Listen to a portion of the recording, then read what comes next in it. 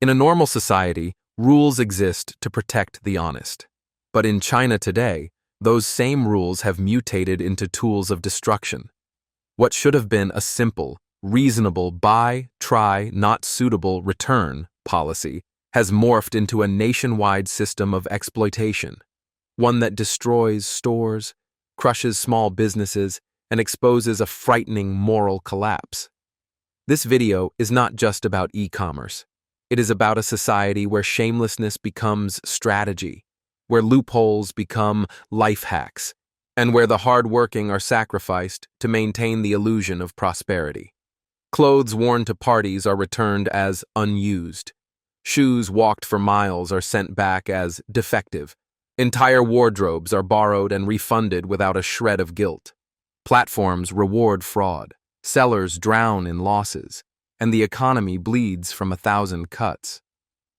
Before we dive deeper into this story of moral decay and economic breakdown, I want to hear your voice. If you think the current refund culture is destroying small businesses, comment 1. If you believe the real problem lies in the system and the platforms, comment 2. Your comment helps this story reach more people. Please like, subscribe, and share so more people can see the truth behind the glossy numbers China is trying to hide. Even worse, such shameless behavior is encouraged by the platforms themselves through instant refund without returning the item. To boost user numbers and make their growth charts look pretty, they launched refund policies that require no explanation, no evidence, no need to send the product back. Predictably, scammers flourish. E-commerce platforms become communal wardrobes, communal storage rooms, a free closet accessible year-round. Buy one, return 3. Borrow endlessly without paying a cent. Meanwhile, the ones paying the price are not the platforms, but millions of small shop owners, people already struggling for survival in a collapsing economy. Their warehouses are no longer filled with hope, but have become graveyards of ruined merchandise. Piles of clothes reeking of perfume, sweat, grease, shoes worn down, dresses stained with foundation, sweaters moldy with the stench of old people's closets, leaking oil bottles contaminating boxes, shattered wine, sticky soft drinks soaking cartons. Many items are unsellable the moment they arrive. Every return is a knife slicing into already razor-thin profit margins. Another layer of exhaustion for sellers hanging on by a thread. Yet when disputes arise, platforms almost always choose to side with the buyer, no matter how blatantly deceitful, because the customer is always right. Behind every shaky video of a shop owner unboxing filthy returns is a harsher truth. Consumer morality has been crushed by unemployment, poverty, and greed. As the economy crumbles and incomes plummet, many people refuse to face hardship honestly. Instead, they exploit system loopholes to take whatever they can, no matter who suffers. The scary part is not that they do it once, but that they brag about it as a smart trick, a saving hack, even a life skill. In hard times, society needs decency more than ever. But behaviors like wear and return, swap old for new, or sending back moldy clothes and used underwear reflect the collapse of a basic norm, respecting another person's labor. A garment is not just fabric. It represents rent, wages, shipping, packaging, nights spent preparing orders, resolving complaints, and keeping a small store alive. When consumers use refund policies as tools to steal value, they trample on all of that. The major platforms are not innocent. Under the banner of protecting consumers, they squeeze sellers dry to maintain engagement numbers. Extreme refund policies, automatic approvals, forced refunds, exist because they know small sellers cannot afford lawyers, cannot spare hours to fight disputes, cannot survive constant battles. They silently enable fraud because fraud keeps traffic high. This is not neutrality, it is complicity. When commerce becomes a game of take from whoever you can, when rules are bent purely for growth metrics, when honest sellers are forced out because they cannot survive the damage, the economy ceases to be a market. It becomes a hunting ground, where those skilled in manipulation live and the decent are eliminated. Eventually, honest sellers disappear, leaving only those who cut costs with low-grade materials. Consumers also lose. Quality goods become expensive, cheap goods become unreliable. This is not the fault of a few unethical buyers. It is the result of an environment where morality and governance have decayed. When regulation chases slogans instead of justice, when the law cannot protect small business owners, when oversight is full of loopholes, parasitic behavior spreads everywhere, from commercial fraud, tax evasion, online scams, to this epidemic of refund abuse. All of it reflects one deeper problem. Trust and fairness have been eroded to the core. The sudden tax crackdowns only make the picture darker. While sellers are drowning in returns, paying storage costs, struggling with damaged goods, one sudden message from the tax bureau can erase years of savings in a single night. Small business owners, already at the brink of collapse, are forced to pay for years of systemic neglect, a system that encouraged reckless growth while abandoning its citizens to economic deterioration. Criticizing fraudulent buyers is necessary, but not enough. One must point directly at the platforms that built these toxic ecosystems, at the regulators who ignored the survival of small sellers, all while preaching consumer protection. A healthy economy cannot exist if only buyers are rewarded unconditionally while sellers are sacrificed. There must be a clear line between legitimate rights and exploitation. Trying on clothes with tags intact and returning them is a right. Wearing them to parties, vacations, staining them, stretching them, then returning them is fraud. Swapping old items for new under refund policies is theft. Such actions must be named, condemned, and punished, not protected by "the customer is king." The most frightening part is the normalization of wrongdoing. Wear for free becomes clever. Exploiting refund loopholes becomes smart. Victims become the ones mocked. This is a sign of a society sliding down a steep slope of moral decay. When shamelessness is celebrated and decency is ridiculed, it is not just e-commerce that collapses. The foundation of economic trust is destroyed. Looking at mountains of returned goods, watching money flow backward from shop owners to freeloaders, one cannot help asking, how long can an economy built on deception, exploitation, and disregard for the vulnerable survive? If the boundary between right and wrong is not restored, if honest workers are not protected, and if parasitic behavior continues unchecked, the final cost will not just be bankrupt shops. It will be a society where trust is dead and everyone views everyone else as prey. And once that happens, no economic miracle can be saved. A society losing its pulse. A 2,000-word narrative on China's economic breakdown. He opened the delivery app after a full day of riding through wind and dust, expecting at least enough income to buy dinner. The screen blinked twice and then showed the number, 2 yuan. Not 20, not 200, just 2 lonely coins.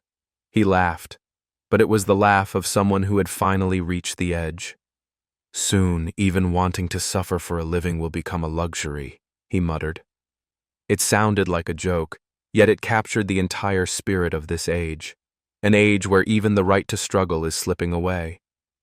In Liuzhou, his mother, who had run a fruit stand for 3 decades, packed up her tarp and crates and walked away.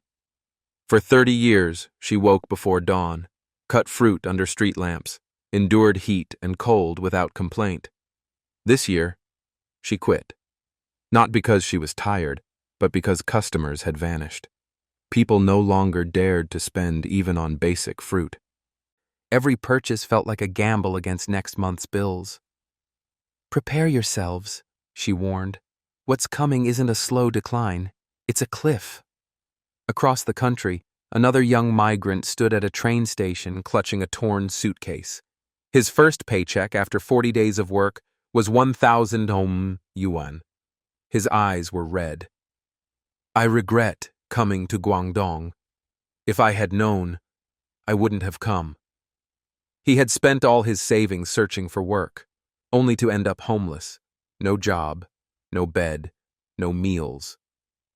The city that promised opportunity turned into a maze where dreams go to die quietly under neon lights. Meanwhile, industries that once symbolized prosperity now lie hollow.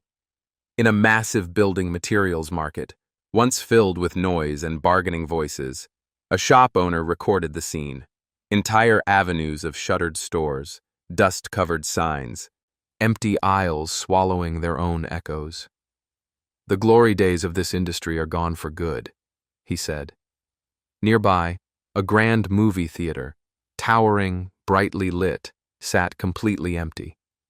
In a bus terminal, an entire waiting hall held only one person. These weren't isolated incidents. They were the new normal. A small business owner pointed to his street. There used to be 40 to 50 shops here. Hardware stores, small supermarkets, noodle shops, barbers, pharmacies. Some closed every year. That was normal.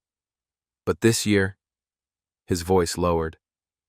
Even the barber shops and pharmacies collapsed. That was the true alarm bell. Wherever humans gather, there must be haircuts and medicine. These businesses survive in every society, even the poorest. When both collapse, it signals a profound, far-reaching decay. People can no longer afford to care for themselves. Even treating a fever becomes a financial burden. While this unfolds, foreign companies are pulling out one after another. Offices are emptied, factories relocated abroad. Private enterprises, once the backbone of China's economy, are dying quietly. Streets fill with for rent signs. Friends whisper about layoffs, contract cancellations, hiring freezes. Everything is shrinking, tightening, collapsing inward. Yet online, you still see people shouting slogans: destroy Japan, resist America, down with capitalism, common prosperity for all. But peel back the slogans, and you find unemployed young men shouting into the void to hide their fear. They were promised shared prosperity and national rejuvenation, but when they stepped into the job market, reality slapped them hard. No hiring, no openings, no future. The ones screaming about fighting capitalism can't even scrape enough for a decent meal. A resident from Liaoning, Mr. Zhang, spoke bluntly. The economy is terrible. All this talk about communism and common prosperity is a fraud. Officials get rich first, the elite class gets richer, and ordinary people are told to tighten their belts. Since the day this regime took power, we've never truly lived well. A mainland journalist, Mr. Huang, shared the same bleak view. There is no real hope. Foreign capital is escaping. Private companies are collapsing. Most people look toward the future with fear. The unemployment wave will leave many unable to eat. Society will become unstable. His tone was calm, but the calmness only made the warning colder. In Tianjin, a business owner added, the economy will keep worsening. People don't dare spend. They survive by tightening their belts. Every industry is shrinking. Earning money has become painfully difficult. The consumer chain, production, logistics, retail, functioned like a huge machine. Now, oil has been drained from the gears. The grinding metal screams louder each day. Down at society's lowest rungs, young people who once dreamed of changing their fate in the big city are stranded. One girl dragged her only suitcase through the streets. I can't find work. I have no money left, no food, no place to sleep. What should I do? Behind her were glowing billboards shouting prosperity and opportunity. But none of that reached her. She was part of a growing generation quietly pushed out of the picture. In factories, valuable workers call themselves little oxen and little horses, beasts of burden. But now even beasts of burden have become disposable. Their wages are insultingly low, overtime endless, benefits non-existent. And still they're told, Be patriotic, be grateful, sacrifice for the bigger picture. But when they open their nearly empty wallets and sit in cramped dorm rooms with bare fridges, the only question is, how do I survive next month?